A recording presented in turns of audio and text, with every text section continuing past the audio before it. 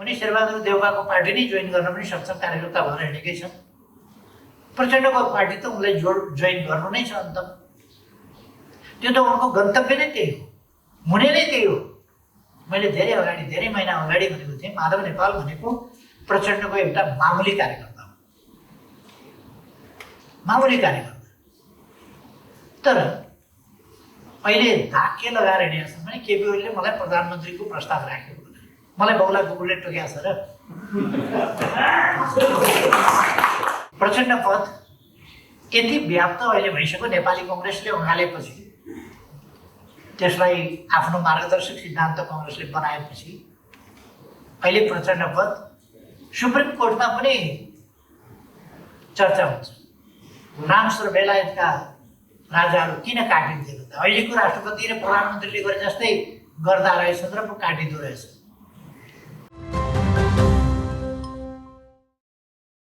मदन भण्डारीको चिन्तन निष्क्रिय शुभकामना होइन, समाज बडो भए हुन्थ्यो, समाज राम्रो भए हुन्थ्यो, समाज शान्तिपूर्ण भए हुन्थ्यो, समाज समानतामूलक भइदियो हुन्थ्यो, समाज समृद्ध भइदियो हुन्थ्यो, समाजमा कसैले पनि नराम्रो नगरिदियो हुन्थ्यो।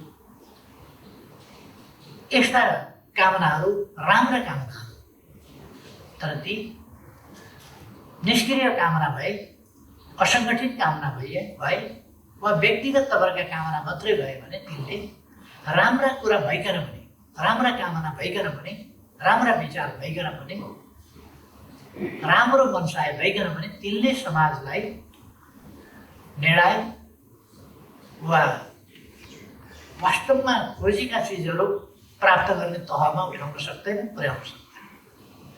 त्यसकारण मदनका विचारहरू निष्क्रिय शुभकामना मात्रै होइन, राम्राका लागि सही विचार, सही विचारका सही उद्देश्यहरू र सक्रिय कामना सहित तिनको व्यवहारमा कार्यान्वयन गर्ने कुरा, त्यो चाहिँ धेरै महत्त्वपूर्ण कुरा। त्यसकारण मदन भण्डारी भन्दा हामीले सही विचार, सही चिन्तक, सही विचार अथवा सही चिन्तक र सही विचारकको रूपमा मात्रै होइन, सही चिन्तक, सही विचारक र तिनको कार्यान्वयनको अगुवाई गर्ने सङ्गठित प्रयास, ती विचारहरूको कार्यान्वयनमा प्रयासहरू अगाडि बढाउने, ती प्रयासहरूलाई सङ्गठित ढङ्गले अगाडि बढाउने। मदन भण्डारीका विचारहरूको महत्त्व यस कुरामा पनि छ। यद्यपि यो मदन भण्डारीले पहिलोपल्ट गर्नुभएको होइन, इतिहासमा यस्ता सङ्गठित प्रयासहरू, विचारलाई व्यवहारमा कार्यान्वयन गर्ने सङ्गठित प्रयासहरू थुप्रै भएका छन् र नेपालको सन्दर्भमा सुल्झिएका विचारहरू, समयानुकूल समाजलाई अगाडि बढाउने सुल्झिएका सोचहरू सहित सङ्गठित प्रयास गर्ने मदन भण्डारीभन्दा अगाडि या त क्षमताको सीमाले होस् या विचारलाई संश्लेषण गरेर ठिक्र्याउने कुरामा, सुल्झाउने कुरामा वा त्यसलाई निष्कर्षको रूपमा पुर्याउने कुरामा रहेका सीमाहरू हुन्, अथवा आन्दोलनकारी प्रवृत्ति मनोवृत्तिको सीमा होस्, आदि कुराहरू जेले भए पनि मदन भण्डारीभन्दा अगाडि समाजलाई त्यसरी झकझक्याउने खालको त्यो व्यक्तित्व हामी पाउँदैनौँ। ठिक त्यसै कारण एउटा राष्ट्रिय दैनिकले सर्वे गर्यो कि 20औं शताब्दीमा नेपालको राजनीतिलाई सबभन्दा बढी प्रभावित गर्ने व्यक्तिको त्यहाँ आम निष्कर्ष निस्कियो मदन भण्डारी। अर्थात् 20औं शताब्दीको नेपाली राजनीतिलाई, नेपाली समाजलाई, नेपाली जनजीवनलाई वैचारिक हिसाबले र परिवर्तनकारी आन्दोलनको हिसाबले सबभन्दा बढी प्रभावित गर्न सक्ने व्यक्तित्व मदन भण्डारी हुनुहुन्थ्यो। त्यसै कारण उहाँलाई शताब्दी नायक भनिएको। एउटा पक्षीय मानिसहरूले अक्सर बिर्सिने गरेको के छ भने मदन भण्डारी जननेता मात्रै होइन, शताब्दी नायक हो र जननेता हो। शताब्दी नायक जननेता मदन भण्डारी।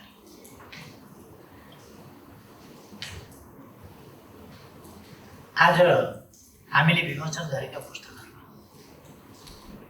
राष्ट्रिय पक्ष मदन भण्डारीका विचारहरूले पारेको राष्ट्रिय राजनीति र राष्ट्रिय जनजीवनमा पारेको असाधारण प्रभाव त्यसको बारेमा र मदन भण्डारीको राजनीतिले समसामयिक अन्तर्राष्ट्रिय राजनीतिमा पारेको प्रभावको सम्बन्धमा मदन भण्डारीका विचारहरूले तत्कालीन रक्षात्मक अवस्थामा पुगेको वामपन्थी आन्दोलन, कम्युनिस्ट आन्दोलन, त्यसलाई प्रभावित गर्ने सन्दर्भमा र यथार्थमा राजनीतिक चिन्तन प्रणालीको दुनियाँमा खालि म नेपालको मात्रै कुरा गरिरहेको छु, राजनीतिक प्रणाली सम्बन्धी चिन्तन प्रक्रियामा मदन भण्डारीले अगाडि सार्नुभएका सोच यो विभिन्न नाम र विभिन्न स्कुलिङबाट आफूलाई चिनाउन चाहने सबैका लागि एउटा झकझक्याउने थर्ड प्रोभोकिङ सोचको रूपमा प्रस्तुत भयो। लेफ्ट मुभमेन्टका नाउँमा कमी कहाँ आयो? देशभित्रको सन्दर्भमा सबभन्दा यति सटिक र सशक्त ढङ्गले उहाँले प्रस्तुत गर्नुभयो जसले गर्दा 2046 साल भदौमा नेकपा तत्कालीन मालेको चौथो राष्ट्रिय महाधिवेशन भयो। भदौमा उहाँ महासचिव हुनुभयो र लोकतान्त्रिक शक्तिहरू एक ठाउँमा आएर निरङ्कुश राजतन्त्र र निर्दलीय पञ्चायती तानाशाहीका विरुद्ध लड्न पर्छ र संयुक्त आन्दोलन गर्नुपर्छ। त्यस आन्दोलनको स्वरूप शान्तिपूर्ण हुन्छ, त्यो संयुक्त आन्दोलन हुन्छ र त्यस आन्दोलनलाई गन्तव्यमा पुर्याएर नेपाली समाजलाई अगाडि बढाउने क्रममा हामी अघि बढ्न सक्छौँ। यो कुरा चौथो महाधिवेशन उहाँकै वैचारिक अगुवाईमा, साङ्गठनिक अगुवाईमा चौथो महाधिवेशनले संयुक्त जनआन्दोलनको कार्यदिशा पास गर्यो। त्यसका निम्ति त्यसपछि संयुक्त वाम मोर्चा बन्यो, नेपाली कांग्रेससँग कार्यगत एकता बन्यो र संयुक्त जनआन्दोलन सञ्चालन गरियो। त्यो संयुक्त जनआन्दोलन चैतको अन्त्यसम्ममा पुग्दा भदौमा उहाँ महासचिव हुनुभयो, मैले अघि नै भने। तर चैतको अन्त्यसम्ममा पुग्दा राजनीतिक प्रणालीमै फेरबदल ल्याइसक्यो अथवा परिस्थिति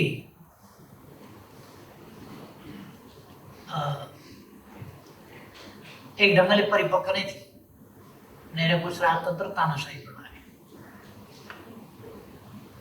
त्यसबाट जनता वाक्क थिए, दिक्क थिए। त्यसले सामाजिक विकासको गतिलाई अगाडि बढाउनुको सट्टा त्यसमा व्यवधान पारिरहेको थियो। जनता परिवर्तन चाहन्थे, तर परिवर्तन कसरी? परिवर्तनको चाहना एउटा कुरा हो, परिवर्तन कसरी भन्ने कुरा सबभन्दा बढी महत्त्वपूर्ण कुरा हो। परिवर्तनको चाहना त मान्छेले गर्छ, तर परिवर्तन कसरी? अब त्यही कुराको समाधान जनता मदन भण्डारीले दियो। परिवर्तन यसरी हुन्छ। नेपाली कांग्रेसमा एउटा हिन्दीमा भनाइ छ, ज्यान जाएगा घोडा नै खाएगा। अर्थको जेसुकै होस् तर कम्युनिस्टसँग मिल्नु हुँदैन भन्ने पुरानो धारणा, त्यो नयाँ धारणा होइन, नेपाली कांग्रेसको पुरानो धारणा थियो। त्यही धारणाले 7 सालको आन्दोलनको उपलब्धि टिकाउन सकिएन, 15 सालको निर्वाचनको परिणाम टिकाउन सकिएन, आन्दोलनका सहयात्रीमाथि प्रतिबन्ध लगाउने र प्रतिक्रियावादी प्रतिगामी शक्तिहरूसँग मिलेर लोकतन्त्र जोगाउँछु भन्ठान्ने एउटा भ्रान्त धारणा। त्यसका विरुद्ध पुष्पलालले प्रयास गर्नुभएको थियो, तर त्यस प्रयासलाई नेपाली कांग्रेसले स्वीकार्न सकिरहेको थिएन। मदन भण्डारीको नेतृत्व भएपछि त्यसलाई नेपाली कांग्रेसले स्वीकार्ने बिन्दुमा पुग्यो र 46 सालको आन्दोलन उहाँ महासचिव भएको 6 महिना पुरा हुँदा नहुँदा त्यो 6 महिनाका बीचमै आन्दोलनको तयारी, संयुक्त मोर्चाको निर्माण, संयुक्त वाम मोर्चाको निर्माण आदि कुराहरू भइसकेका थियो र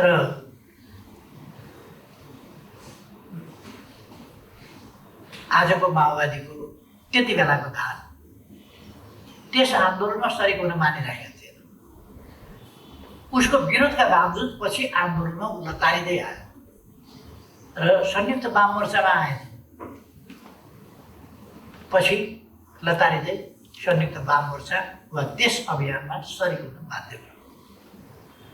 अर्थात् जो चाहेको छैन, नचाहेर पनि त्यस आन्दोलनले नचाहनेहरूलाई पनि घिसारेर ल्यायो। राजनीतिमा कहिले कहिले कस्तो हुन्छ भने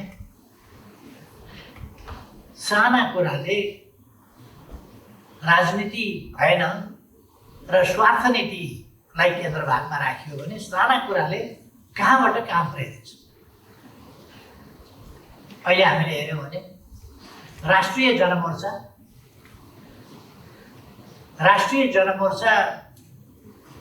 एकजना उहाँहरूको प्रतिनिधि छ। त्यो एकजना प्रतिनिधिलाई कसरी मन्त्री बनाउन सकिन्छ? उहाँहरूको राजनीति त्यति हो, हामीसँग हुँदाखेरि पनि राजनीति त्यति हो, अहिले पनि राजनीति त्यति हो। त्यसका लागि उहाँहरू कहाँ पुग्नुभयो भन्दाखेरि यताबाट हुँदैन भनेदेखि काङ्ग्रेसलाई समर्थन गरेर काङ्ग्रेसको नेतृत्वमा सरकार बनाएर भए पनि मन्त्री हुने, अथवा अब उहाँहरूको राजनीति कहाँ पुग्यो भन्दा विचारको प्रश्न रहेन, वर्गीयताको प्रश्न रहेन, वर्गीय राजनीतिको प्रश्न रहेन, गन्तव्य र उद्देश्यका प्रश्नहरू रहेन। यो एक बारको जिन्दगी मन्त्री खाइहालिएन भने त पछि त गयो। त्यस राजनीतिमा उहाँहरू पुग्नुभयो र तपाईँ हामीले देखिरहेका छौँ। अरू केही मान्छेहरू अहिले हामी देखिरहेका छौँ विचार हरायो, उद्देश्य हरायो, देशलाई कहाँ पुर्याउने हो त्यो कुरो बिर्सियो। समृद्ध नेपाल, सुखी नेपाली उहाँहरू उच्चारण पनि गर्नुहुन्न। जनताको ध्यान त्यता जान्छ, कार्यकर्ताको ध्यान त्यता जान्छ, कार्यकर्ता र जनताको ध्यान समृद्ध नेपाल, सुखी नेपालीतिर जान्छ, उद्देश्यतिर जान्छ, विचारतिर जान्छ, राजनीतितिर जान्छ, हाम्रा कर्तव्यहरूतिर जान्छ, हाम्रा अभिभावकहरूतिर जान्छ। त्यसो भएपछि व्यक्तिगत स्वार्थ, अहङ्कारहरू, महत्त्वाकांक्षाहरू र कुण्ठाहरूको व्यापार चल्दैन। जब मान्छे पोलिटिकलाइज हुन्छ त्यति बेला विचारमा चल्न थाल्छ, त्यति बेला त्यसो भएर विचारबाट मानिसलाई पृथक गर्ने र स्वार्थको भुमरीमा मान्छेलाई हाल्ने यो प्रयास राजनीतिलाई गलत बाटोमा लानु पर्यो भने यी प्रयासहरू हुन्छन् र हुँदै हुँदै त्यो किनबेचमा पुग्छ, लोभ पाप देखाउने कुरामा पुग्छ। मान्छेलाई विचारले सहमत गराउने होइन, किनेर काम लगाउने। राजनीतिक नेता कार्यकर्ताहरू ज्यामी खेताला तराईतिर त जन भन्ने चलन थियो पहिले पहिले, त्यो जनको रूपमा परिणत गर्ने। मैले 7औं महाधिवेशनमा एउटा कुरा भनेको थिएँ कि त्यहाँ 7औं महाधिवेशनको दृश्य पनि के भयो भने धेरै प्रतिनिधिहरू विचारको होइन, जनको रूपमा, त्यहाँ विचारका प्रतिनिधि होइन, जनको रूपमा उपस्थित भएको लाग्थ्यो। त्यसकारण मैले भने ठेकेदारले एउटा पोखरी खन्ने काम जिम्मा लिन्छ, ठेका लिन्छ र जनहरू लिएर आउँछ। उसले भन्छ यति फिट यता नाप, यति फिट यता नाप, यति फिट यता नाप। त्यो नाप्छन्, यति फिट गहिरो खाल्डो यस चौगतेभित्र खन। ती जनहरूले के का लागि सोध्दैनन्, कसको जमिन सोध्दैनन्, धनी पूर्जा कसको सोध्दैनन्। तपाईँलाई यो काम लगाउनेले, ठेका लगाउनेले कति दियो पैसा त्यो पनि सोध्दैनन्। उनीहरूलाई आफ्नो ज्यालासँग मतलब छ, अरू कुरासँग मतलब छैन। माछा पाल्न हो कि, भैँसीलाई आल खेलाउन हो कि, अथवा अरूकै कुरा गर्न हो कि, के का लागि त्यो खाल्डो भनेको उनीहरूलाई मतलब हुँदैन। खाल्डो खन्देऊ, ज्याला पकाऊ, जनको तरिका। र मान्छेलाई, राजनीतिक कार्यकर्ताहरूलाई कार्यकर्ताबाट जनमा परिणत गरिदिने, कार्यकर्ताहरूलाई स्वार्थ विचार बोक्न लगाउने होइन, स्वार्थ बोक्न लगाइदिने, स्वार्थको वितरण गर्ने, विचारको सम्प्रेषण होइन, विचारको सम्प्रेषणका ठाउँमा स्वार्थको वितरण र झुट र बेइमानीको सहाराले। तपाईँ हामीले सुन्यौँ होला, सबैले सुने जस्तो लाग्छ मलाई। माधव नेपाल भन्ने एकजना काङ्ग्रेसको पछाडि कुद्ने मान्छे छन्। अहिले नेपालको राजनीतिमा सबैजसोले नै चिन्छन् प्राय, किनभने असाध्यै चर्चा भइरहेको छ कि यतिसम्म पनि मान्छे पतन हुन सक्दो रहेछ।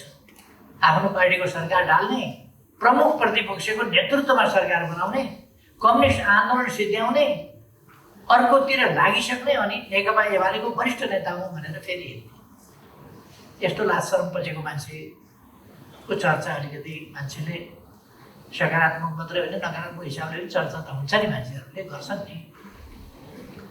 गान्धीको मात्रै चर्चा हुँदैन, नाथुराम गोडसेको पनि चर्चा हुन्छ। आजकल नाथुराम गोडसेको अलिक बढी चर्चा हुने गरेको छ, किनभने नेपाली कङ्ग्रेस प्रचण्ड पथमा हिँडेपछि नेपाली कङ्ग्रेसका नेताहरू नै नाथुराम गोडसे खोजी गर्दा भेटिएन नाथुराम गोडसे भने आफै हुने भन्ने तहमा पुगेको भनेको प्रचण्ड पथ नै हँगालेको। यसै त अराजनीतिक अस्थिरताको खेती, देश कता जान्छ भन्ने कुराको मतलब छैन। त्यो कुरामा पुग्नु भनेको स्वाभाविक रूपमा त्यो प्रचण्ड पथ नै हँगालेको। प्रचण्ड पथ यति व्याप्त अहिले भइसक्यो, नेपाली कङ्ग्रेसले हँगालेपछि, त्यसलाई आफ्नो मार्गदर्शक सिद्धान्त कङ्ग्रेसले बनाएपछि अहिले प्रचण्ड पथ सुप्रिम कोर्टमा पनि चर्चा हुन्छ। फ्रान्स र बेलायतका राजाहरू किन काटिन्थे त? अहिलेको राष्ट्रपति र प्रधानमन्त्रीले गरे जस्तै गर्दा रहेछन् र पो काटिँदो रहेछ। अथवा अहिलेका राष्ट्रपति र प्रधानमन्त्रीलाई पनि काट्नुपर्छ। यो कुरा त सर्वोच्च अदालतमा प्रचण्डका एकजना कार्यकर्ताले त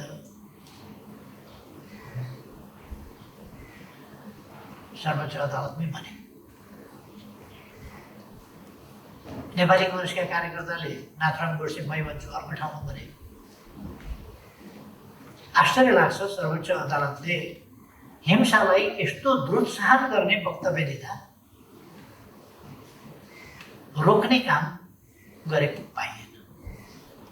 यस्तो हिंसालाई दुरुत्साहन गर्ने काम अदालतमा गर्नुहुन्न। अथवा विद्वान अधिवक्ताजी तपाईँ आफ्नो वक्तव्य सम्हालेर राख्नुहोस् भनेर के न्यायमूर्तिहरूले त्यो सुझाव पनि राख्न सक्नुहुन्न र? तर अहिले मेरो विषय यो होइन, म यसमा गइरहन चाहन्छु। झुटको राजनीति कसरी गर्छन्, गलत राजनीति कसरी गर्छन् भन्ने मात्रै मैले चर्चा गर्न खोजेको। झुटको राजनीति कसरी गर्छन् तपाईँहरूले 2-3 दिन अगाडिदेखि सुन्नुभयो होला। प्रधानमन्त्रीको प्रस्ताव मैले माधव नेपाल भन्ने व्यक्तिलाई राखेँ अरे। माधव नेपालले आफै भन्दै हिँडेका छन्, मलाई प्रधानमन्त्रीको प्रस्ताव राखेँ तर म मान्दिनँ। म शेरबहादुर देउवाप्रति यति समर्पित छु, मेरो यति निष्ठा छ, म देशलाई धोका दिन्छु, पार्टीलाई धोका दिन्छु, जनतालाई धोका दिन्छु, पार्टीलाई ध्वस्त पार्ने मैले कसम खाएको छु, शेरबहादुर देउवालाई प्रधानमन्त्री बनाउने कसम खाएको छु, कम्युनिस्ट आन्दोलन ध्वस्त पार्ने कसम खाएको छु। यी सबै देशलाई, जनतालाई, पार्टीलाई सबैलाई धोका दिन्छु, तर शेरबहादुर देउवालाई धोका दिन्छु। त्यो उनको राजनीति हो। उनी शेरबहादुर देउवाको पार्टी नै जोइन गर्न पनि सक्षम कार्यकर्ता भएर हिँडेकै छन्। प्रचण्डको पार्टी त उनलाई जोइन गर्नु नै छ। अन्त त्यो त उनको गन्तव्य नै त्यही हो, हुने नै त्यही हो। मैले धेरै महिना अगाडि भनेको थिएँ, माधव नेपाल भनेको प्रचण्डको एउटा मामुली कार्यकर्ता हो, मामुली कार्यकर्ता। तर अहिले धाक के लगाएर हिँडेका छन् भने केपी ओलीले मलाई प्रधानमन्त्रीको प्रस्ताव राख्यो भने मलाई बौला कुकुरले टोक्या छ र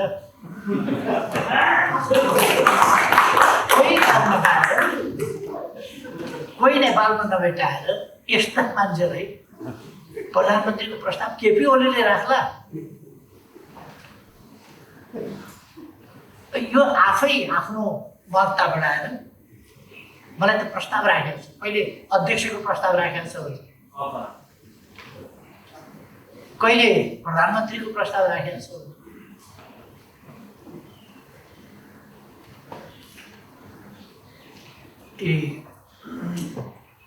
एक ढङ्गले भने प्रचण्डका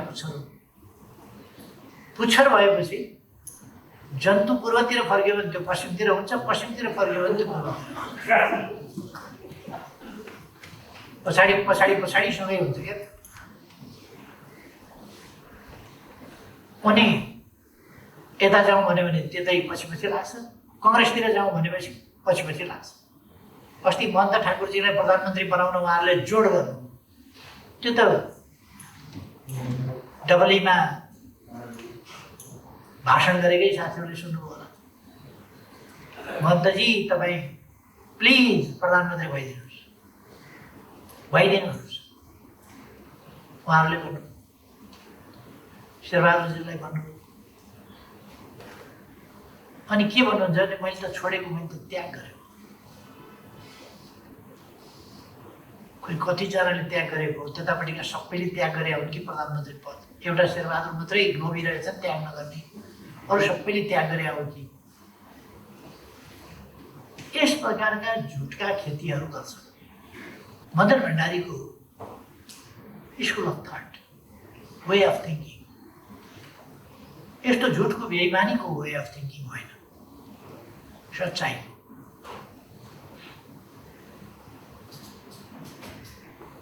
वास्तवमा हामीले सत्यको मार्ग अवलम्बन गर्नुपर्छ। देशप्रति निष्ठाको मार्ग अवलम्बन गर्नुपर्छ। एकछिनमा अहिले प्रचण्डले अस्ति राष्ट्रपति भन्दा त राजै राम्रो के भनेका, मान्छेले छक्क माने। किन छक्क मान्ने? छेपारोले तुरन्त एकैछिनमा फेर्छ त।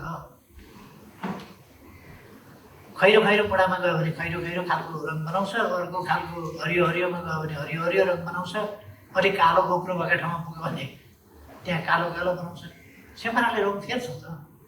कहिले कम्फर्टेबल सरकार बनाइदिन्छु भन्छ, कहिले यस्तो हुँदाखेरि पनि हाम्रा लोकतान्त्रिक छिमेकी के हेरेर बसेका छन्, किन हस्तक्षेप गर्दैनन् भन्छ।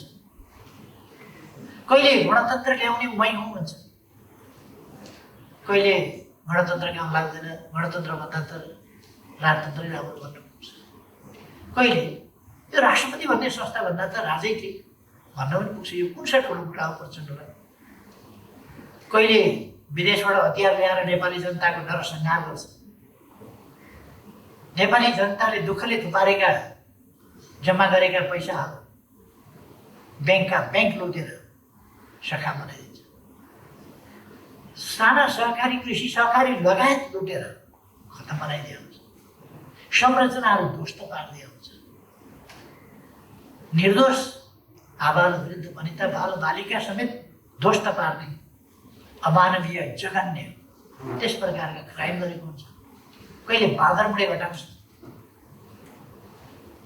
नियन्त्रणमा लिएर महिनौसम्म नियन्त्रणमा लिएर मानिसहरूको निर्मम र त्यस प्रकारका जघन्य अपराधहरू गर्छ। अब अहिले फेरि लोकतन्त्रको मसिया भएर जो लोकतन्त्रको विरुद्धमा जनयुद्ध कसका विरुद्ध लड्यो? कुन प्रणालीका विरुद्ध लडेको जनयुद्ध? मैले जनयुद्ध भनेको थिएँ। ती युवाहरूलाई परिवर्तनका सपना देखाएर सुन्दर भविष्यको सपना देखाएर कसैलाई बनाइदिए, कसैलाई अपाङ्ग बनाइदिए, कसैको घर व्यवहार क्षेत्र विच्छेद बनाइदिए, अरब जाने सुरु कसरी भयो? मान्छे देशभित्र होइन देश छोडेर भाग्नुपर्ने अवस्था कसरी गर्दा तिनै मान्छे भाका फेरेर फेरि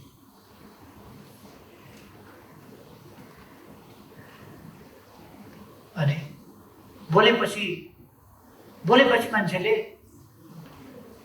यसो बोले नि भने त्यो त त्यस्तै हो। नीलो वर्ण श्रृङ्गार कथा भन्छ। एउटा नीलो वर्णको एउटा रङ रगाउने त्यो डाइङ टपमा चाहिँ एउटा स्याल झुकिएर पानी खाने गएको त्यसैमा परेछ। त्यसो भएपछि ऊ निलो भयो, निलो रङबाट रङ्गियो र निलो भयो। अनि जगनतिर फर्किएपछि के हो यस्तो? यो त निलो छ, यस्तो निलो जनावर त यस प्रकारको देखाएको थिएन भनेपछि म विशेष प्रकारको जनावर हुँ, यहाँ हो त्यहाँ हो, धेरै गफ दियो। बाघहरूको हुलमा पुगेछ, ए के आयो को यो भने म जङ्गलको राजा, नील वर्णको म मात्रै एउटा यस्तो जीव हो, मभन्दा श्रेष्ठ कोही छैन, म नील वर्ण। पत्याउँदै गए सबैले होला भने गफै दिइराखेका छन्।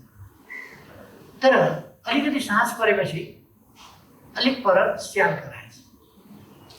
अलिक पर स्याल कराएपछि त्यो नीलो वर्ण भएको स्याल पनि ठाडो घाँटी लाएर कराउन थाल्यो। स्यालको एउटा धर्म के हुन्छ भने एउटा स्याल कराएपछि अर्को नकराएपछि अनि त्यो स्याल पनि ठाडो घाँटी लगाएर हुहु गर्न थालेपछि बाघले झप्पु दिएर हेरेर समाप्त गर्यो। बोलेपछि बोलीबाट चिनिन्छ, नबोल्दासम्म त कसरी चिन्ने? बोलेपछि चिनिन्छ। तर आज बोल्छ एउटा कुरा, नेपाली जनताले अलिक बिर्सिएको देख्दा चाहिँ मलाई छक्क लाग्छ, बिर्सिनु नहुने। अर्को कुरा, म बौद्धिक जगतलाई आग्रह गर्न चाहन्छु। क्षणिक आवेश उत्तेजना अथवा हाम्रो बौद्धिकता, हाम्रो ज्ञान, हाम्रो सिप, हाम्रो नलेज, हाम्रो प्रतिबद्धता देशप्रति हुनुपर्छ, जनताप्रति हुनुपर्छ, हाम्रा भावी सन्ततिको भविष्यप्रति हुनुपर्छ। लहैमा हामी बग्नु हुँदैन, हामी लहैमा बग्ने होइन। हामी देश र जनताप्रति उत्तरदायी भएर आफ्नो अभिव्यक्तिहरू दिनुपर्छ, देशको सुन्दर भविष्यका लागि दिनुपर्छ र इमान्दारिताका साथ काम गर्नुपर्छ।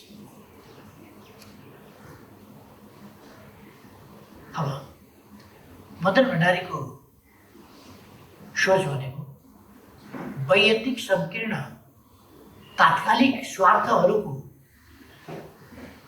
व्यापार गरेर हिँड्ने होइन, दीर्घकालीन रूपमा देश र जनताको भलो गर्ने, देशमा मेलमिलाप होस्, शान्ति होस्, देशमा सुशासन र विकास होस्, अहिलेको परिस्थिति कस्तो छ? नेपालका राजनीतिक शक्तिलाई हेर्नुभयो भने अहङ्कार, दम्भ, असन्तुष्टि, छटपटाहट, त्यो छटपटाहट तपाईँ देख्न सक्नुहुन्छ। कोभिडको यत्रो महामारी छ, सरकारले निषेधाज्ञा जारी गरेको छ।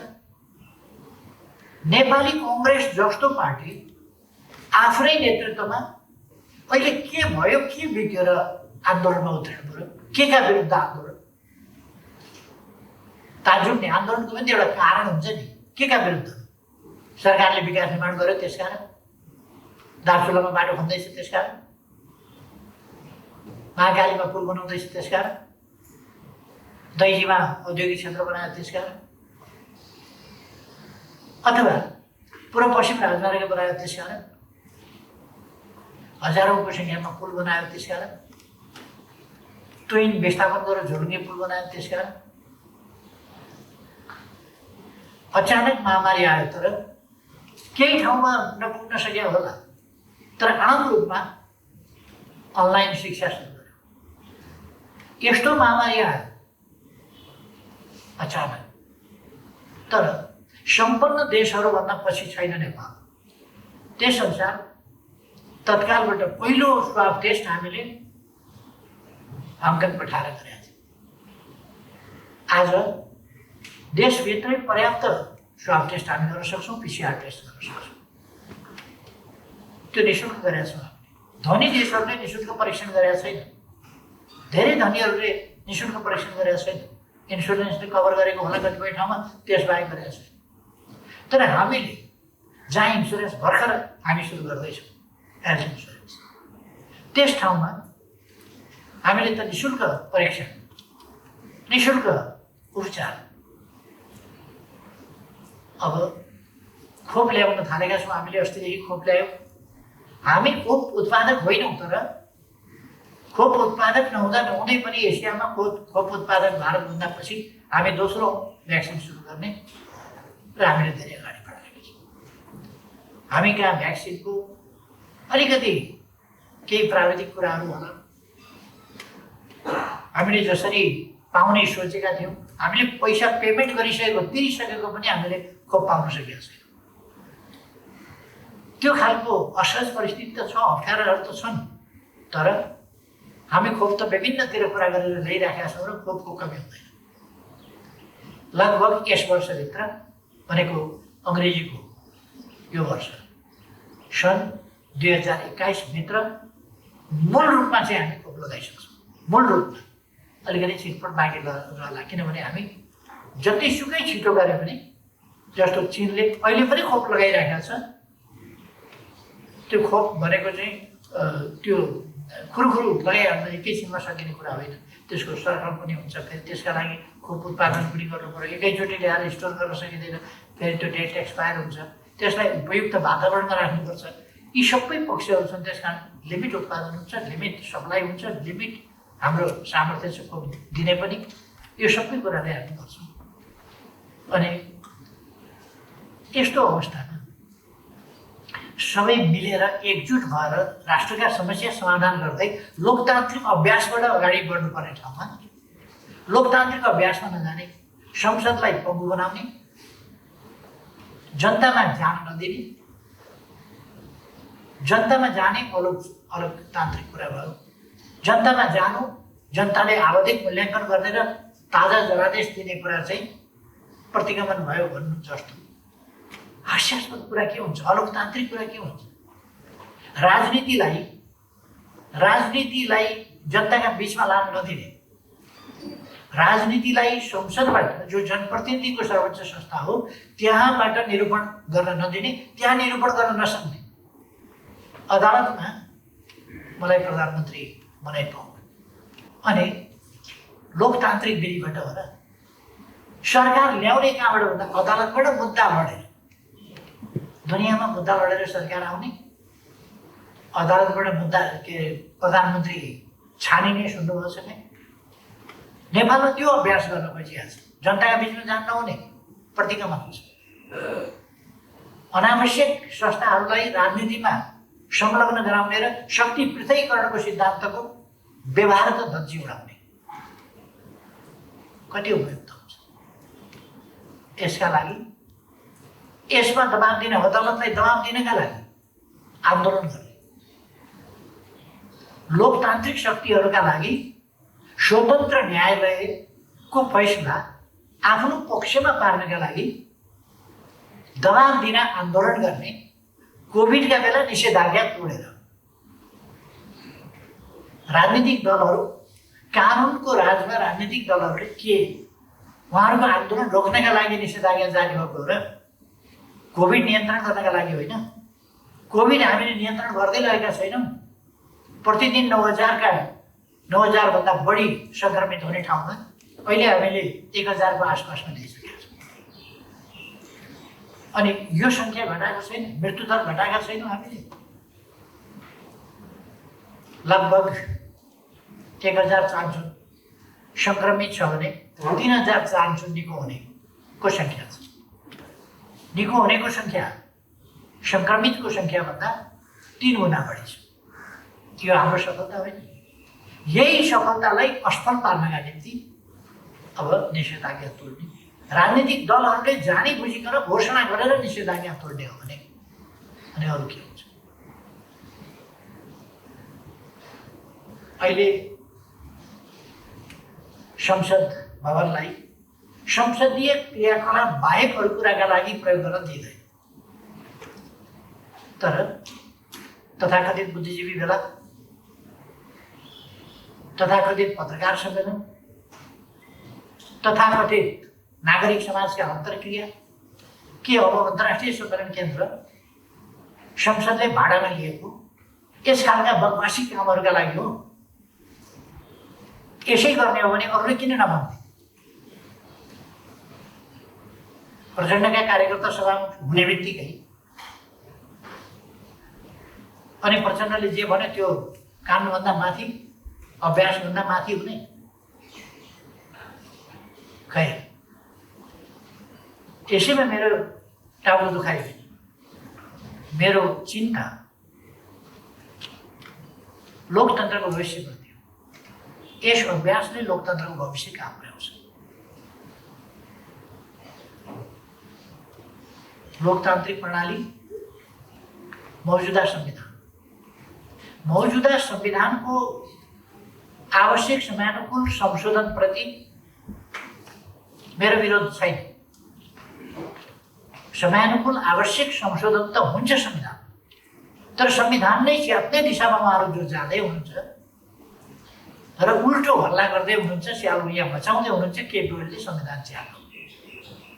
जनताका बिचमा जाउँ भन्दा संविधान च्यातिन्छ। जनता, सार्वभौम सत्ता सम्पन्न जनताका बिचमा फैसलाका लागि जाउँ भन्दा संविधान च्यातिन्छ। चुनावै हुन नसक्ने खालको परिस्थितितर्फ र चुनाव हुनै नदिने र भोलि पनि गएर हेर्नु होला, कतै कदाचित उहाँहरूका हातमा पुग्ने हो भने चुनाव हुनेवाला छैन। चुनाव उहाँहरूका हातमा पुग्यो भने चुनाव हुनेवाला छैन। कस्ता तत्त्वहरू छन्? नेकपा एमालेको वरिष्ठ नेता आउँ भन्ने, नेकपा एमाले ध्वस्त पार्ने, कङ्ग्रेसको नेतृत्वमा सरकार बनाउने, कम्युनिस्ट आन्दोलनको रक्षाका लागि, लोकतन्त्रको रक्षाका लागि भन्ने अनुशासनहीन अराजक, योभन्दा अराजकताको नमुनाहरूको के हुन्छ? दुनियाँको लोकतान्त्रिक हिस्ट्रीमा कुनै पनि प्रकारको, कुनै पनि नामको पोलिटिकल मुभमेन्टभित्र मानव नेपाल जति यति अराजक, अनुशासनहीन र इमान नभएको मान्छे, जुन चिन्हमा भोट लियो, जुन पार्टीबाट भोट लियो, जुन आदर्शका लागि भनेर ढाँटेर हिजो भोट लिएर संसदमा आयो, जुन कार्यकर्तालाई ढाँटेर नेता बन्यो, यो बिचमा राजीनामा दिनु पर्दैन, मैले नयाँ राजनीति सुरु गरेँ, नयाँ विचार सुरु गरेँ भन्नु पर्दैन। उल्टै जिन्दगीभरि मदन भण्डारीको विरोध गर्ने, मदन भण्डारीका विचारको विरोध गर्ने। आज त यसो हेर्छु मदन भण्डारीको जन्म जयन्तीको सन्दर्भमा वक्तव्य आइरहेको छ।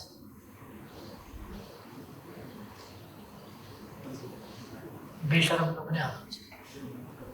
त्यही पार्टी ध्वस्त पार्न खोज्ने, मदन भण्डारीका विचार समाप्त पार्न खोज्ने, मदन भण्डारी फाउन्डेसन गठन भयो भनेको सुन्दाखेरि उनीहरूलाई टाउको दुख्ने। जेठ 3 गते मदन आश्रित स्मृति दिवस मनाउँ भन्दा कम्युनिस्टले क्रिया गर्दैन, मानिँदैन भन्थे। 14 गते जन्मदिन मनाउनु त भन्दा जन्मदिनको के अर्थ छ? जन्मिँदा त एउटा बच्चा जन्मिने हो, त्यो बच्चाले के गरे हुन्छ? जन्मदिन किन मनाउनु? पछि ठुलो भएपछि मदन भण्डारीले योगदान गरे होला, जन्मिँदा के योगदान थियो र जन्मदिन मनाउनु भन्ने तरह गर्ने। अनि जब केही साथीहरू पार्टीको यो रवैया भएन, माधव कुमार नेतृत्वको एमालेले त मदन भण्डारीलाई पनि बिर्साउन खोजिरहेको छ। मदन भण्डारीको नामले ल्याउँदैन। तपाईँहरूले यो 63 सालतिरको होला,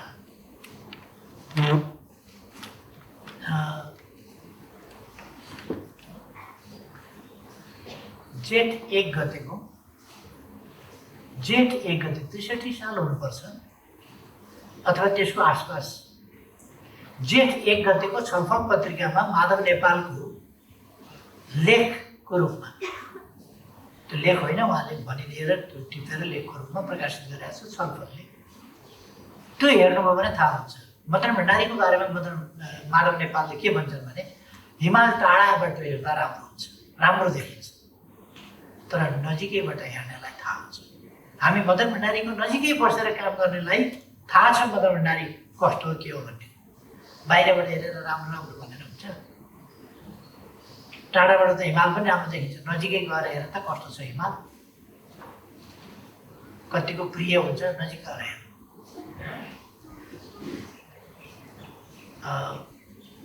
उहाँको त्यो बनाइदियो। मदन भण्डारीका राम्रा राम्रा कुरा गर्ने, सकारात्मक पक्ष भनेर राम्रा राम्रा कुरा गर्ने, नकारात्मक कुरा गर्नु पर्दैन। खोइ मदन भण्डारीका नकारात्मक कुराको चर्चा, मदन भण्डारीका कमी कमजोरीको चर्चा खोइ, खालि यो विचार भने हुन्छ। यो कुरा उहाँले आफ्नो बनाइमा 3 गते मङ्गलबार पर्थ्यो, आइतबारको उसमा। त्यसो भएपछि त्यो छलफलमा आएपछि मैले उसै दिन एउटा आर्टिकल लेखेँ, तर दृष्टिमा मङ्गलबारको दृष्टिमा मैले छपाएँ त्यसको खण्डनमा। त्यो छलफल र दृष्टि हेर्नुभयो हुन्छ साथीहरूले, त्यसै बेलादेखि माधव नेपालको के थियो र हाम्रो के थियो दृष्टिकोण भन्ने कुरा थाहा पाउनु हुन्छ। पार्टीभित्रै एउटा ठुलो सङ्घर्ष थियो। मदन भण्डारी भनेको टाढाबाट हेर्दा हिमाल राम्रो भए जस्तो मात्रै हो, वास्तवमा ठिक होइन भन्ने माधव नेपालको भनाइ। र मदन भण्डारीका राम्रा कुराहरूको चर्चा गर्ने यो तरिका ठिक होइन, नराम्रा कुराको पनि चर्चा हुनुपर्छ, मदन भण्डारीका नराम्रा कुराको खोजी हुनुपर्छ। उहाँको भनाइ त्यही छ, खोजी हुनुपर्छ। के नराम्रा कुराको खोजी गरेर प्रचार गर्नुपर्ने हो माधव नेपाललाई खुसी पार्न? माधव नेपाललाई उहाँको कानमा उहाँको प्रशंसा भजनको चिनी हालिदिएको मनपर्छ, अरू के कुरा मनपर्छ? कसैले चिनी हालेन भने उहाँ चिनी जहाँ हाल्नु, बरु शेरबहादुर कहाँ पुग्नुहुन्छ खाना चिनी हालेमा। तर जहाँ चिनी कानमा हाल्ने मान्छे भेटिन्छ त्यहीँ कुद्नुहुन्छ। प्रचण्डका पछाडि किन कुद्नुभयो उहाँ? प्रचण्डले कानमा चिनी हालिदिने भयो। प्रचण्डलाई के छ? देश बनाउनु छैन, आन्दोलन बनाउनु छैन, केही छैन। त्यत्रो वितण्डा गरेर, यही देशमा वितण्डा गरेर लोकतन्त्रका विरुद्ध लडेर आएको होइन? हामीले बडो मुस्किलले हतियार बिसाउनु लगाएको होइन? अनि तानाशाही ल्याउँछु लान्छु भनेको होइन? आफू सरकारमा हुँदा, प्रधानमन्त्री हुँदा बेलिभोलेन्ट डिक्टेटर चाहिएको छ नेपालमा, अथवा नेपालमा डिक्टेटर चाहियो। बेनिभोलेन्ट भनेको आफू भयो भने बेनिभोलेन्ट, अर्को भयो भने गैर बेनिभोलेन्ट, तर डिक्टेटर चाहियो। उहाँको भनाइ त त्यही हो। उनले ल्याउन खोजेको एकदलीय एकाधिकारवादी तानाशाही त्यो व्यवस्था हो। उनीहरूको बिगबिग चलेका बेला नै उनीहरूको शासन कस्तो हुन्छ भन्ने लक्षण देखिया थियो।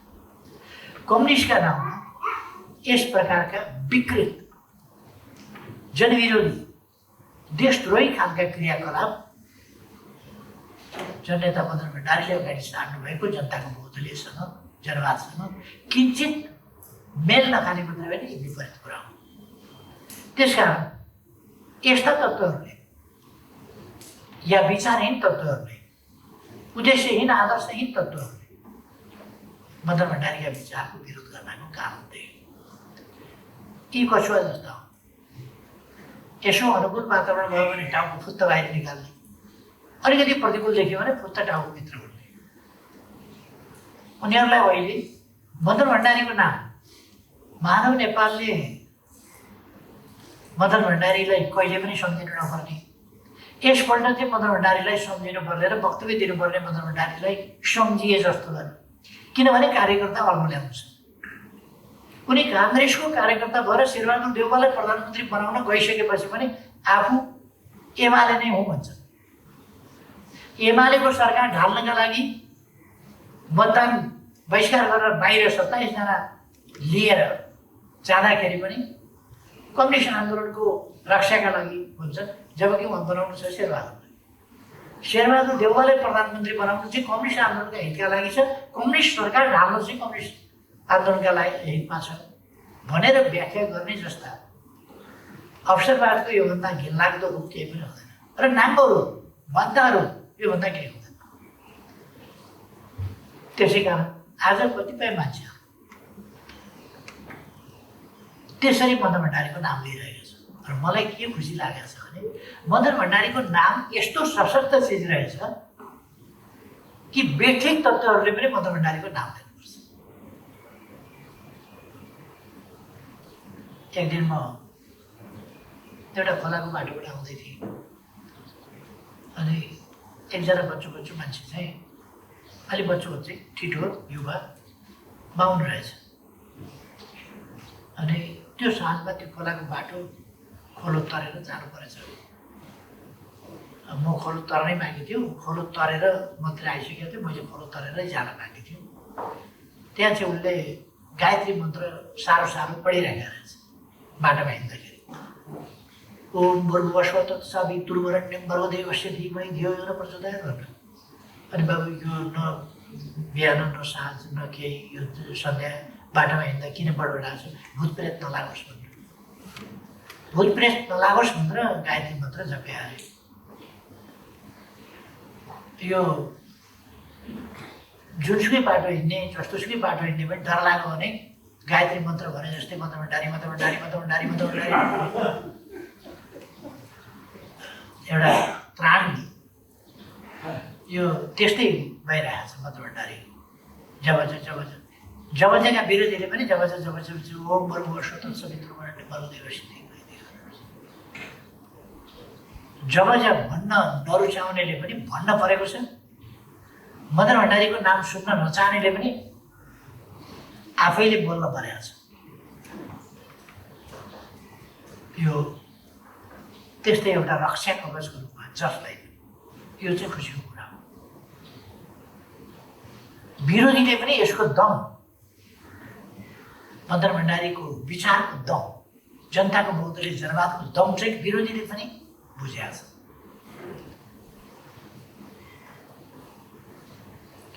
मदन भण्डारीले नेपालको सन्दर्भमा एउटा विकट अवस्थामा आन्दोलनको वास्तविक वैचारिक र साङ्गठनिक अगुवाई गर्नु आफ्नो काम। मदन भण्डारीको समयमा वैचारिक नेतृत्व अरू कसैले वैचारिक नेतृत्व गरेन। उहाँको वक्तव्यलाई जनताले असाधारण ढङ्गले मन पराउने कारण के हो भने उहाँको विचारमा, वक्तव्यमा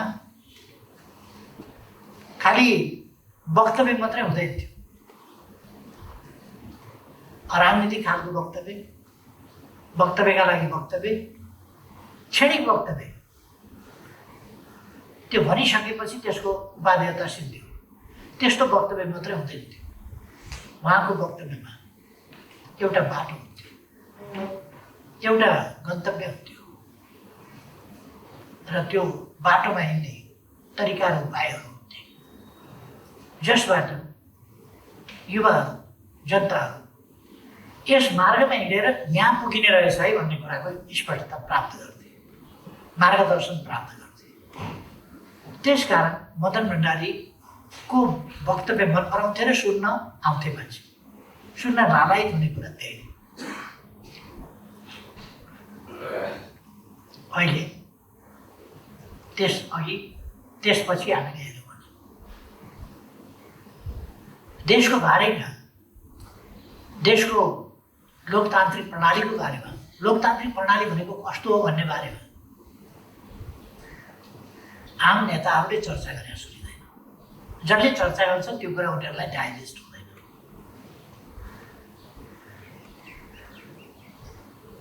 मदन भण्डारीको विचारमा स्पष्ट थियो, सिद्धान्तका नाउँमा, सिद्धान्तवादिताका नाउँमा, उद्देश्य र उद्देश्य केन्द्रित राजनीतिको नाउँमा उहाँ अजीब, निर्जीव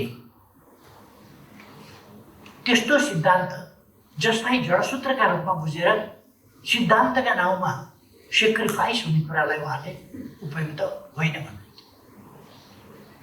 र उहाँ भन्ने गर्नुहुन्थ्यो, सिद्धान्तका लागि जीवन होइन, जीवनका लागि सिद्धान्त। सिद्धान्तलाई हामीले निर्जीव रूपमा, जडसूत्रको रूपमा होइन, अथवा एउटा नकलको रूपमा पनि होइन। हामीले सिद्धान्त जीवनका लागि हो, सिद्धान्तका लागि जीवन होइन भनेर सिद्धान्तहीन, आदर्शहीन ढङ्गले अगाडि बढ्ने पनि होइन।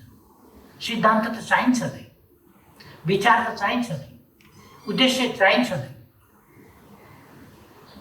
त्यसै कारण सिद्धान्तका लागि जीवन होइन, जीवनका लागि सिद्धान्त। सिद्धान्तका लागि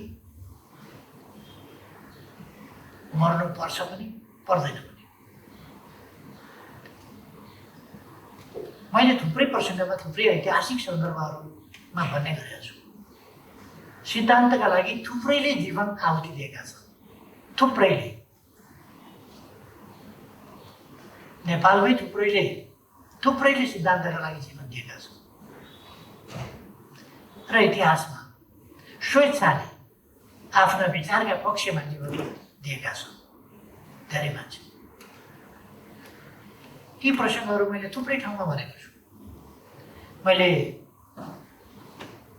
शुक्रादको प्रसङ्ग भनेको छु। उनलाई भगाउन खोजियो तर उनले भाग्न मानेनन्।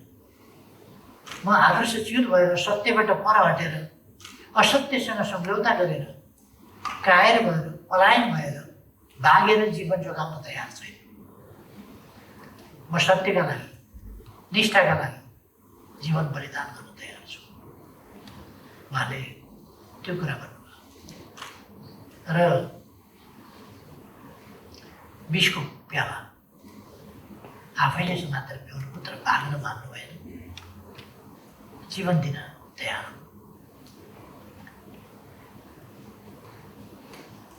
वास्तवमा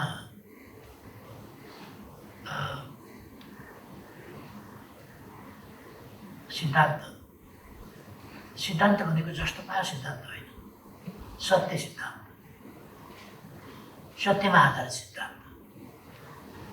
सिद्धान्त जो मानव जातिको बृहत्तर हितका लागि समर्पित होस्, सिद्धान्त जो धरतीको बृहत्तर हित अथवा रक्षा, सुरक्षा र भविष्य, मानव जातिको भविष्य सुनिश्चित गर्ने कुराका लागि सिद्धान्त होस्, त्यो चाहिँ सिद्धान्त हो।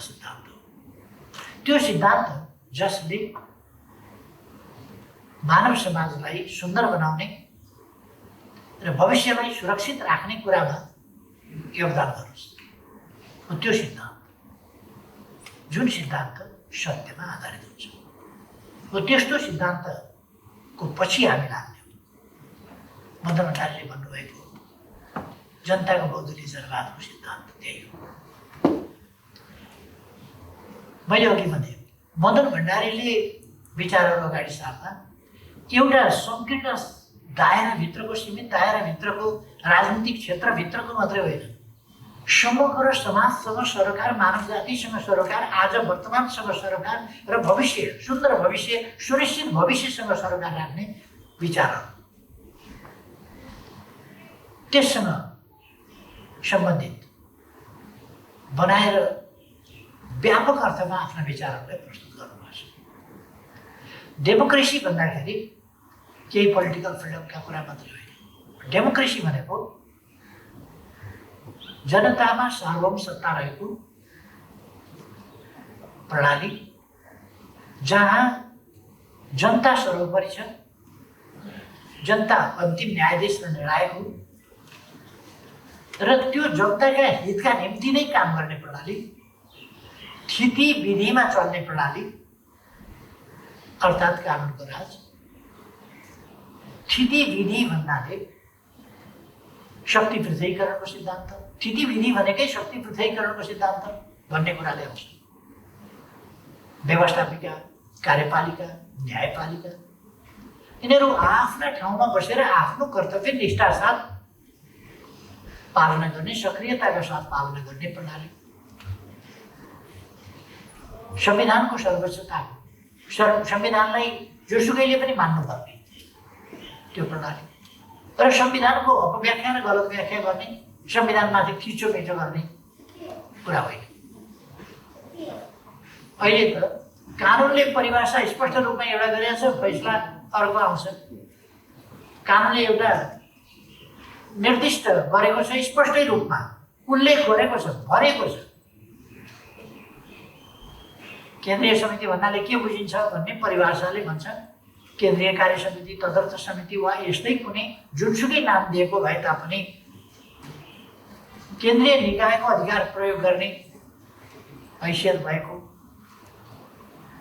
केन्द्रीय वा राष्ट्रिय तहको संस्था बुझ्नुपर्छ।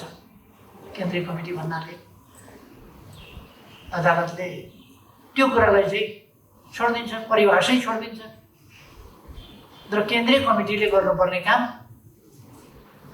महाधिवेशन आयोजक समितिले गरेको हुनाले मिल्दैन।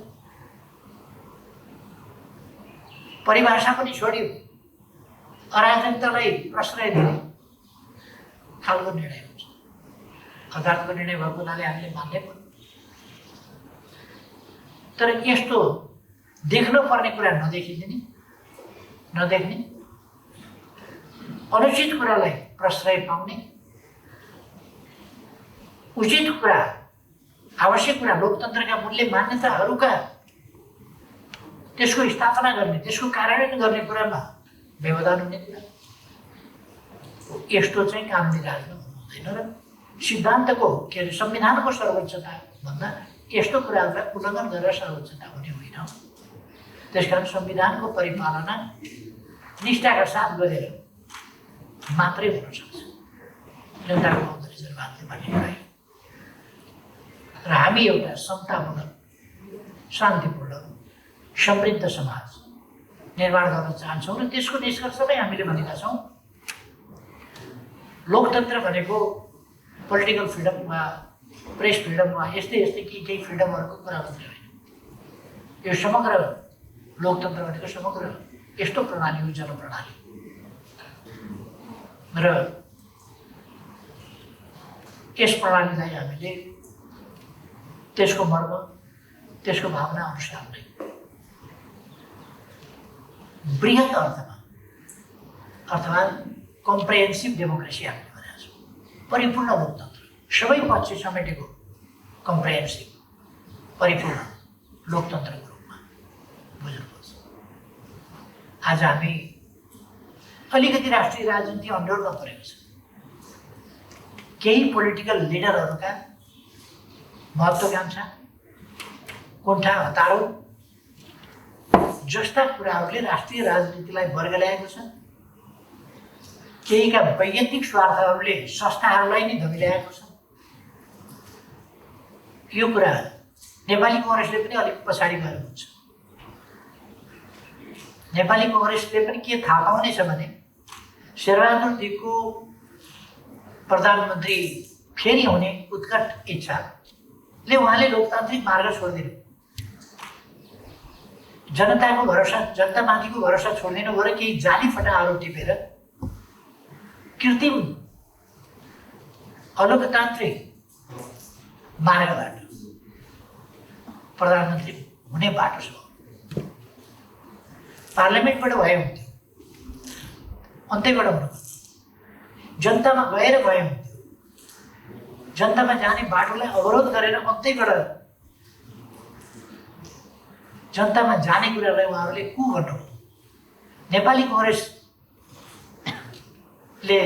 यही अहिलेकै जनतामा जाने प्रस्ताव चाहिँ को हो भने 17 सालको चाहिँ के थियो, लोकतान्त्रिक अभ्यास थियो। नेपाली कांग्रेसले कु भनेको बिर्सिसकेछ। म शेरबहादुर देउवाजीलाई सोध्न चाहन्छु, माघ 19 चाहिँ के थियो? उहाँलाई सत्ता हस्तान्तरण गरेको थियो, लोकतान्त्रिक विधिबाट थियो। एउटा निर्वाचित प्रधानमन्त्रीलाई असंवैधानिक ढङ्गले अपदस्थ गर्ने आश्विन 18 को घटना चाहिँ के थियो, कु थियो कि थिएन? त्यति बेला त कु भन्ने शब्द त उहाँको मुखबाट आउने हिम्मत त भएन। त्यति बेला त उहाँले कु भन्न सक्नु भएन त। आश्विन 18 निर्वाचित प्रधानमन्त्रीलाई अपदस्थ गरेर अध्यक्ष कि के अरे अध्यक्ष भएको हुनाले हटाइदिए।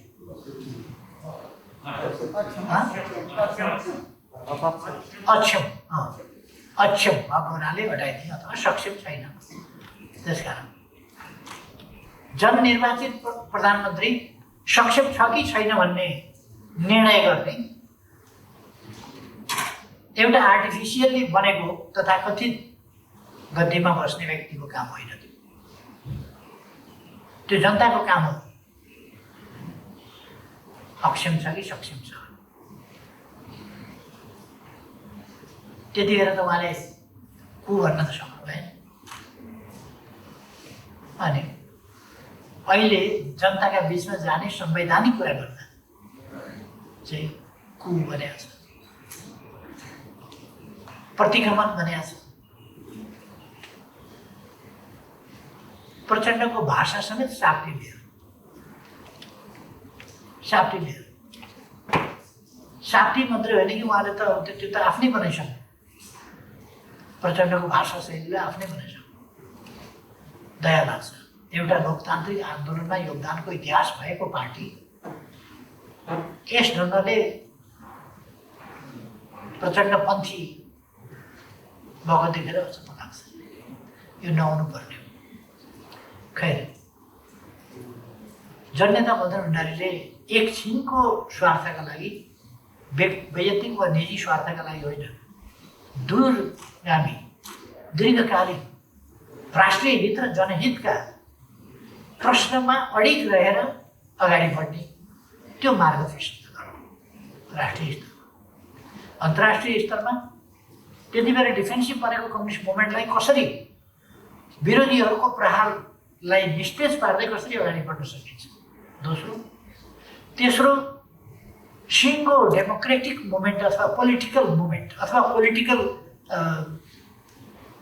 सिस्टम सम्बन्धी विवाद चिन्तन यो निरन्तर चल्ने कुरा हो। यो कस्तो हुनुपर्छ, कस्तो सिस्टम हुनुपर्छ र त्यसमा कस्ता सिद्धान्त, कस्तो कुन दर्शन, कस्तो सिद्धान्त कसरी अगाडि जान सक्छ मानव जाति सही बाटोमा सही ढङ्गले, त्यस सम्बन्धमा उहाँले विचार अगाडि सार्नु। यसरी इन्टरनेसनल पोलिटिकल सिस्टमको बारेमा उहाँले ओपिनियन, तत्कालीन शक्ति सन्तुलनको स्थितिमा उहाँका दृष्टिकोण, लेफ्ट मुभमेन्टमा परेको धक्काको सम्बन्धमा त्यसबाट कसरी अगाडि जाने सन्दर्भमा उहाँका दृष्टिकोण, राष्ट्रिय राजनीतिलाई राजनीतिक, आर्थिक, सामाजिक, सांस्कृतिक हिसाबले कसरी अगाडि बढाउन सकिन्छ तत्सम्बन्धी उहाँका दृष्टिकोण, यी समग्र दृष्टिकोणहरूको समष्टि भन्ने हो भने जनताको बहुदलीय जनता हो। यसभित्र एउटा दार्शनिक पक्ष छ, एउटा सैद्धान्तिक पक्ष छ, एउटा वैचारिक पक्ष छ र यसभित्र राष्ट्रिय राजनीति छ र अन्तर्राष्ट्रिय दृष्टिकोण छ। तसर्थ यस सम्बन्धमा हामी के ढुक्क हुन सक्छौँ भने ढुक्क हुन सक्छौँ कि यो सही छ। मार्क्सवाद पढ्दै नपढेका केही बुद्धिजीवीहरू अरू जेसुकै भए पनि मार्क्सवादसँग चाहिँ सहमत हुन सकिन्न, मार्क्सवाद चाहिँ मान्दिनँ भन्छन्। नखाएको फलको स्वाद मन परेन भने जस्तै हो। मार्क्सवादको बारेमा जानकारी नहुने अनि मार्क्सवाद चाहिँ ठिक छैन भन्ने। पहिले मार्क्सवाद बुझ्नु पऱ्यो के हो। आग्रहहीन ढङ्गले वैचारिक बहस चलाउँदा आग्रहहीन ढङ्गले चल्न सक्नु पऱ्यो। त्यसकारण आज जननेता मदन भण्डारीको 70औं यस जन्म जयन्तीको सन्दर्भमा म त्यही सबैमा आग्रह गर्न चाहन्छु। देशलाई यति बेला कोभिड-19 का विरुद्ध लड्न राष्ट्रिय मेलमिलाप, सहयोग, सहयात्रा चाहिएको छ। सहमति र सहयात्राका साथ, आधारभूत अन्डरस्ट्यान्डिङका साथ प्रतिस्पर्धा गर्नु स्वस्थ ढङ्गले, तर आधारभूत अन्डरस्ट्यान्डिङ चाहिँ हुनु पर्यो। त्यसका साथ अगाडि बढ्न यो कोभिडको परिस्थितिले पनि हामीलाई माग गरेको छ। एउटा लोकतन्त्र हामीले सुदृढ गर्नुपर्नेछ। हामीले ठुलो बलिदान दिएर ल्याएको परिपाटी हो। एकछिन एउटा मान्छेको आकाङ्क्षा, अर्कोको कुण्ठा, अर्काको वैरभाव, अर्काको महत्त्वाकांक्षा जस्ता कुराहरूकोबाट ग्रस्त बनाएर, तिनीहरूबाट आक्रान्त बनाएर लोकतन्त्रलाई खतरामा पर्न दिनु हुँदैन। त्यसका लागि राष्ट्रिय समझदारी, राष्ट्रिय सहकारी आवश्यक छ, समझदारी आवश्यक छ। दोस्रो कुरा हो। तेस्रो कुरा, साम्प्रदायिक विद्वेष जस्ता कुराहरूबाट अनेक ढङ्गले परिचयको राजनीति, पहिचानको राजनीति, के राजनीति भनेर देशलाई अत्यन्तै बिथोल्न खोजियो। त्यो बिथोलेको स्थितिबाट बल्ल बल्ल सम्हालेर हामीले विविधतामा एकता, विविधता हाम्रो सुन्दरता हो भनेर, डाइभर्सिटी यो खराब चिज होइन, डाइभर्सिटी हाम्रो सम्पन्नता। यति सानो भूगोलमा सर्वोच्च शिखरदेखि समुद्र सतहभन्दा केही मिटर मात्रै उचाइमा भएको भूभाग, यो डाइभर्सिटी केही किलोमिटरभित्र यस्तो डाइभर्सिटी छ भने अरू जैविक, वनस्पतीय वा अरू प्रकारका डाइभर्सिटी र त्यसै गरेर सामाजिक डाइभर्सिटी पनि त्यस्तै त्यस्तै खालको छ। हाम्रो भाषिक अनेक र हाम्रो समाजको सामाजिक बनोट, यसको इतिहास, यो विभिन्न ठाउँको माइग्रेसनबाट बनेको एउटा समाज, विभिन्न समयका माइग्रेसनहरूबाट यसरी बनेको। यस्तो समाजका विशेषतालाई हेरेर हामीले यो विविधतामा एकता हुनुपर्छ। म अनेकतामा पनि भन्दैन, विविधतामा एकता, अनेकतामा एकता होइन, विविधतामा एकता हो। त्यसकारण यो विविधतामा एकता, कतिपयले अनेकतामा एकता भन्ने गरेका छन्, त्यस्तो होइन, विविधतामा एकता हो। यो आज हामीलाई चाहिएको छ। यस्तो बेलामा अनावश्यक ढङ्गले राम्ररी चलिरहेको लोकतान्त्रिक अभ्यास, लोकतन्त्रतर्फको अभ्यास, गत निर्वाचनभन्दा यता हामीले संविधान अनुरूपका थुप्रै नयाँ कानुन निर्माण गर्यौँ, त्यसको संशोधन गर्यौँ, कतिवटा कानुनलाई संविधान अनुकूल बनायौँ, संरचनाहरू संविधानले भनेका संरचना बनायौँ र वित्तीय संहितालाई पनि हामीले कार्यान्वयन गर्यौँ। यसरी अगाडि बढिरहेका ठाउँमा यो सबै कुरालाई बिथोल्ने गरी हाम्रा उपलब्धिहरूका साथ हामी लोकतन्त्रलाई, लोकतान्त्रिक बाटोबाट विकास निर्माणलाई अगाडि बढाउने एउटा अभियानमा लागिरहेका बेला फेरि हुडल्ले प्रचण्डको कामै हुडल्ले, प्रचण्डको कामै देशलाई बर्बाद बनाउने हो। विगत पनि त्यही हो, आगत पनि त्यही हो। पार्टी एकीकरण गरिएको थियो, त्यो एकीकरण भत्काउने काम फेरि प्रचण्डबाट हो। अनि त्यस्ता मान्छेलाई गुरु थापेर लोकतान्त्रिक इतिहास भएका पार्टीहरू समेत प्रचण्ड पथमा हिँड्नु र प्रचण्ड मार्गी हुनु अचम्म लाग्छ। म भन्न चाहन्छु प्रचण्डलाई पनि यो सही लोकतान्त्रिक मार्गमा ल्याउन जरुरी छ। हामीले सीके राउतलाई यस मार्गमा ल्याएका छौँ, विप्लवलाई यस मार्गमा ल्याएका छौँ, प्रचण्डलाई हिजो यस मार्गमा ल्याएका हौँ। प्रचण्डले अर्को ढङ्गले फेरि राष्ट्रिय राजनीतिलाई बिथोल्ने कामको अगुवाई गरिरहेका छन्। अघि लुखुर शेरबहादुरलाई लगाएर हिँडेका छन्। अगाडि लगाउँदैमा नायक हुँदैन, कहिले नायक पछाडि बसेर नायकत्व लिइरहेका हुन्छ। मदन भण्डारीलाई चिरकालसम्म स्मरण गरियोस् भन्नका लागि यी प्रयासहरू होइन। मदन भण्डारी यस्तो व्यक्तित्व हो जसलाई चिरकालसम्म स्मरण गराइरहनु पर्दैन थियो। उहाँका कामहरू, उहाँका विचारहरूले फर्किकन मार्गदर्शन गरिरहनेछन् समाजलाई र गलत विचारहरूका विरुद्ध एउटा वैचारिक आन्दोलन, सशक्त आन्दोलन मदन भण्डारीका विचार हुन्। त्यसकारण गलत विचारवालाहरूले पनि मदन भण्डारीको सदैव खण्डन गरिरहनुपर्छ अथवा मदन भण्डारीलाई स्मरण गरिरहनुपर्छ। सही विचार साथ अगाडि बढ्नेले पनि मदन भण्डारीको मार्गदर्शन पछ्याउनुपर्छ। त्यति बेला पनि मदन भण्डारीलाई स्मरण गर्नुपर्छ। र अरू थुप्रै कुराहरूमा मदन भण्डारीलाई फलो गर्नुपर्छ। त्यसकारण हाम्रा मदन भण्डारी फाउन्डेसनका क्रियाकलापहरू मदन भण्डारीको स्मृतिलाई जीवन्त राख्नका लागि अथवा जीवित राख्नका लागि होइन, मदन भण्डारीबाट शिक्षा लिएर समाजलाई अगाडि बढाउनका लागि हो। मदन भण्डारीको स्मरणलाई जीवित राख्नका लागि केही प्रयास गर्नुपर्छ। त्यो त यस्तो चिज हो कि विरोधीले पनि नाम लिनुपर्छ, त्यो यस्तो चिज हो। त्यसकारण यो चाहिँ हामीलाई मार्गदर्शन गर्नका निम्ति आवश्यक छ, हामीलाई समाज बनाउनका निम्ति आवश्यक छ, सुन्दर समाज बनाउनका निम्ति। त्यसकारण यो यस पक्षमा चाहिँ हामीले अलिकति जोड दिनुपर्नेछ।